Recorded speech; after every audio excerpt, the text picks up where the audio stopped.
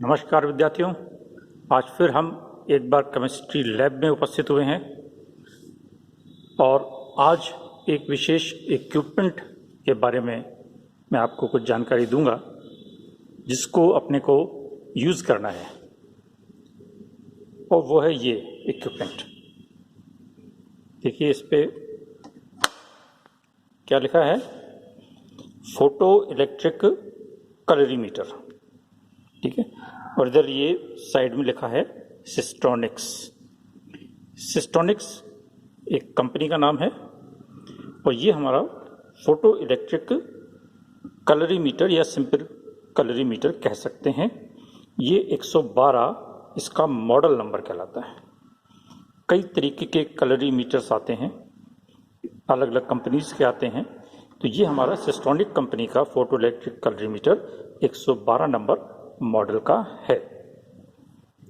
अब इसमें क्या है, कलरीमीटर करता क्या है? कलरीमीटर का प्रयोग हम करते हैं किसी कलर्ड सॉल्यूशन में कंसंट्रेशन या सांद्रता ज्ञात करने के लिए, और ये बियर-लैम्बर्ट लॉ पर आधारित है। बियर-लैम्बर्ट लॉ आप सब लोग पढ़ चुके हैं, जानते हैं, और उसकी लिमिटेशंस भी यदि आपको ध्यान हो तो वो सिर्फ डाइल्यूट सॉल्यूशंस पर लागू होता है। तो इसलिए ये इक्विपमेंट भी डाइल्यूट सॉल्यूशंस पर ही सही रिजल्ट देगा और देता है। बियर-लैम्बर्ट लॉ में आप पढ़ते हैं कि एक तरफ से रेडिएशंस आती हैं, कलर्ड सॉल्यूशन में अंदर जाती हैं और कुछ पोर्शन उसका एब्जॉर्ब हो जाता है और बाकी का पोर्शन ट्रांसमिट हो जाता है। तो दो चीज़ें होती हैं, एब्जॉर्प्शन और ट्रांसमिटेंस। जो कलर्ड आयंस हैं वो कुछ पार्ट रेडिएशन का एब्जॉर्ब करते हैं और बाकी ट्रांसमिट कर देते हैं। और ये एब्जॉर्प्शन किस बात पर निर्भर करता है? एक सॉल्यूशन में आयंस की संख्या अर्थात उसकी कंसंट्रेशन पर, और दूसरा वो रेडिएशन कितनी दूर तक सैंपल में पास हुई है अर्थात लेंथ पर। तो लेंथ पर और आयन की कंसंट्रेशन पर इसकी बियर-लैम्बर्ट लॉ लागू होता है, यह उसकी हम एब्जॉर्प्शन देखते हैं। इस इक्विपमेंट के बारे में जहाँ तक बात करें, ये देखिए, ये आपका डिस्प्ले पैनल है जहाँ पर ये 104 अभी दिख रहा है। एक पुश बटन आपको यहाँ मिलेगा, इस पे लिखा हुआ है टी, परसेंटेज टी अर्थात ट्रांसमिटेंस, और यहाँ पर ओडी अर्थात ऑप्टिकल डेंसिटी। तो यदि हम इसको दबा के रखते हैं, इसका मतलब ओडी यहाँ पैनल पर देखने को मिलेगी, ऑप्टिकल डेंसिटी, और इसको अगर हम रिलीज करते हैं तो ट्रांसमिटेंस शो करेगा यहाँ पैनल पर।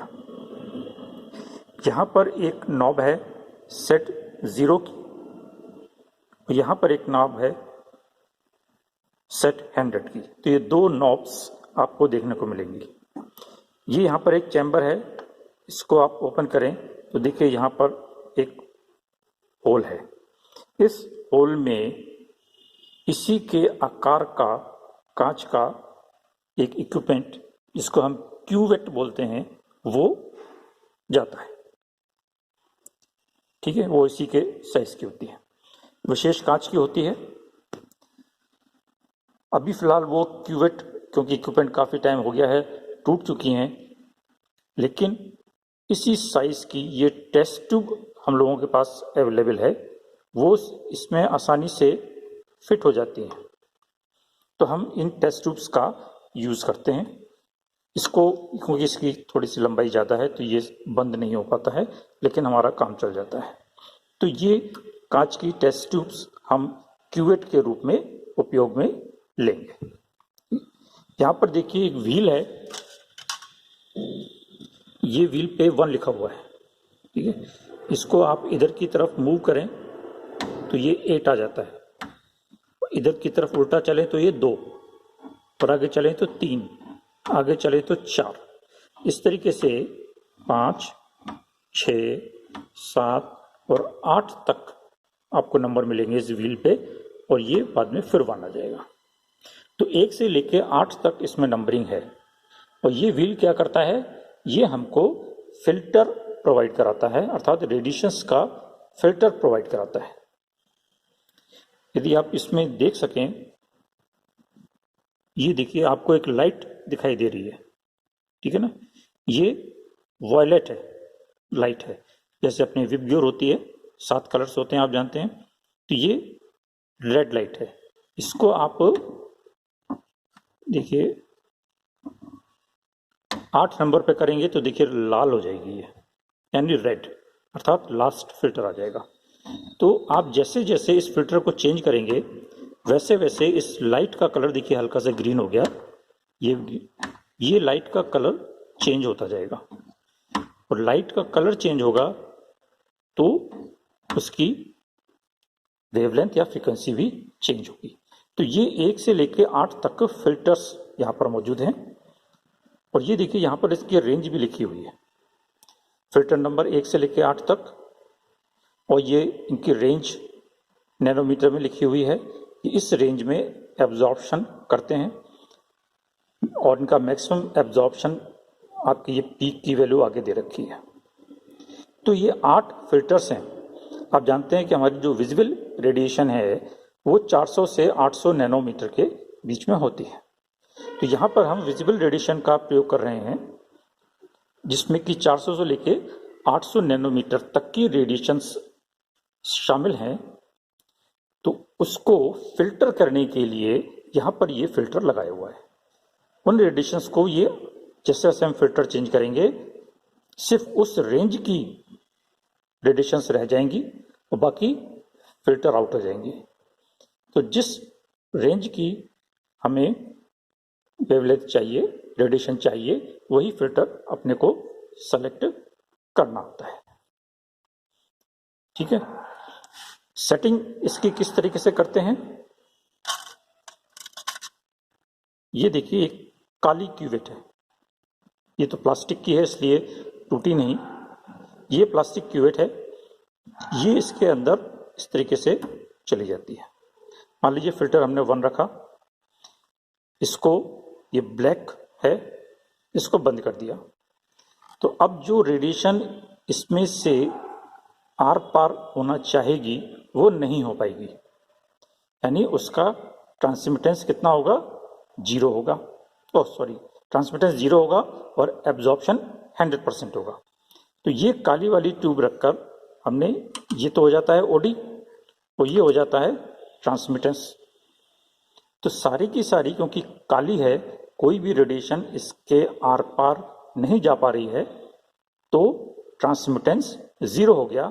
तो यहाँ पैनल पर हमें 0 दिखना चाहिए, इसीलिए ये सेट 0 की नॉब है। अगर ये 0 नहीं है, देखिए, तो इसको आप 0 कर सकते हैं। तो ब्लैक क्यूवेट, ट्रांसमिटेंस सेट 0, क्योंकि 100% एब्जॉर्प्शन हो गया। अब इसको निकाल के हम एक दूसरी क्यूवेट लेते हैं,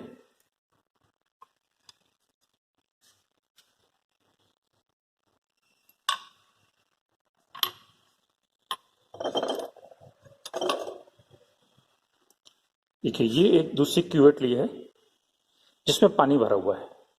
पानी का मतलब सॉल्वेंट है, सॉल्वेंट है तो ये कोई भी रेडिएशंस एब्जॉर्ब नहीं करेगी।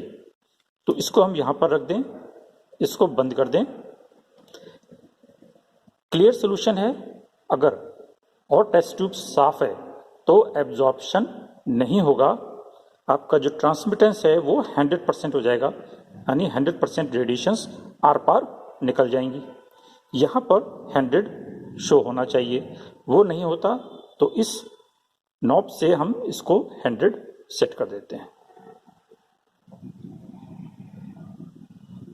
ठीक है।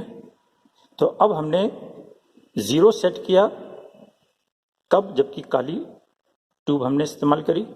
100 पे सेट किया एब्जॉर्प्शन, जबकि हमने सिर्फ सॉल्वेंट लिया है जो कि एब्जॉर्प्शन नहीं करता, लेकिन अपनी टेस्ट ट्यूब बिल्कुल साफ होनी चाहिए, इस पर कोई गंदगी नहीं होनी चाहिए और सॉल्वेंट भी बिल्कुल क्लियर होना चाहिए। इसमें अगर कोई गंदगी है, कुछ एब्जॉर्प्शन उसकी वजह से होगा तो हमारा रिजल्ट वेरी करेगा। तो clear solution, clear test tube, उसको यहां रखकर 100% ट्रांसमिटेंस को सेट करते हैं। उसके बाद ये 1 नंबर फिल्टर पर हमने सेट किया। नेक्स्ट स्टेप में हम क्या करेंगे, कोई भी दूसरी टेस्ट ट्यूब जिसमें कि कलर्ड सॉल्यूशन डाइल्यूट रखा हुआ है, उसको यहां पर लगाकर बंद करेंगे और उसको दबा देंगे, अर्थात ओडी, उसकी ओडी नोट करेंगे। तो यहां पर उस सॉल्यूशन की ऑप्टिकल डेंसिटी शो हो जाएगी। कलर्ड सॉल्यूशन कैसे बनाते हैं, ये हमारे पास एक स्टॉक सॉल्यूशन रखा हुआ है, पिछले साल का बचा हुआ है। कॉपर सल्फेट का सॉल्यूशन है 10%। इस 10% सॉल्यूशन को डाइल्यूट करके 1, 2, 3, 4, 5, 6, 7, 8 और 9% का सॉल्यूशन बनाते हैं और यहाँ पर अलग अलग टेस्ट ट्यूब 1 नंबर से लेकर 10 नंबर तक रख के उनको रख देते हैं। डाइल्यूट सॉल्यूशन कैसे बनेंगे, 2 ब्यूरेट्स की अपने को आवश्यकता पड़ेगी, 1 ब्यूरेट में कॉपर सल्फेट का सॉल्यूशन और 1 ब्यूरेट में जल, ठीक है, और 9 टेस्ट ट्यूब साफ ये अपने को लेनी है। फिर 1 टेस्ट ट्यूब लेकर उसमें 1 ml कॉपर सल्फेट और 9 ml जल मिला देंगे ब्यूरेट से नाप के, तो टोटल 10 हो जाएगा। उस 10 ml में 1 ml कॉपर सल्फेट है, 10% सोल्यूशन जो था जिसको हम स्टॉक सोल्यूशन कहते हैं, तो वो 1% का सोल्यूशन बन जाएगा। इसी तरीके से दूसरी टेस्ट ट्यूब में 2 ml कॉपर सल्फेट लेके 8 ml पानी मिला देंगे तो वो 2% का सोल्यूशन बन जाएगा। 3 ml कॉपर सल्फेट और 7 ml जल, इस तरीके से हम 1 से लेके और 9% तक के सोल्यूशन बना सकते हैं और बनाने हैं। 0% का मतलब सॉल्वेंट और 10% हमारा स्टॉक सोल्यूशन। तो 9 और 2 11 टेस्ट ट्यूब हमें तैयार करनी होती है, ठीक है। टेस्ट ट्यूब तैयार होने के बाद हमारा स्टेप क्या रहेगा, फिल्टर नंबर 1 सेट 0 काली ट्यूब से और सेट 100 ब्लैंक सॉल्वेंट से, ठीक है। ये करने के बाद इसमें हम कोई कॉपर सल्फेट का डाइल्यूट सॉल्यूशन जो आपने 10 तैयार किए हैं, 9 तैयार किए हैं, या तो उसमें से ले सकते हैं, नहीं तो कोई अलग से भी किसी भी कंसंट्रेशन का तैयार कर सकते हैं, ठीक है। अननोन होगा तो भी हमें कोई दिक्कत नहीं है। तो उस कॉपर सल्फेट के डाइल्यूट सॉल्यूशन को यहाँ पर रखकर और उसकी ओडी, ठीक है, इसको हमें ये ट्रांसमिटेंस पे नहीं करना है, इसको रीडिंग जब हम लेंगे तब इसको ओडी पे कर देंगे, यानी सेटिंग करते समय ट्रांसमिटेंस पे और कॉपर सल्फेट के साथ रीडिंग लेते समय इसको ओडी मोड पर लेना है। तो कॉपर सल्फेट का सॉल्यूशन यहां रखकर और उसकी ओडी नोट कर लेंगे, वो यहां पर डिस्प्ले हो जाएगी। नेक्स्ट स्टेप में क्या करना है, यहां पर इसको फिल्टर को चेंज करना है। 2 नंबर फिल्टर लेना है, ये तो खैर उल्टा घुमा दिया, 2 नंबर फिल्टर लेना है। फिर अगेन सेट 0 सेट 100, ठीक है, और फिर उसके बाद कॉपर सल्फेट का सॉल्यूशन लेकर उसकी ओडी नोट करनी है। हो सकता है वो रीडिंग आपको वही मिले।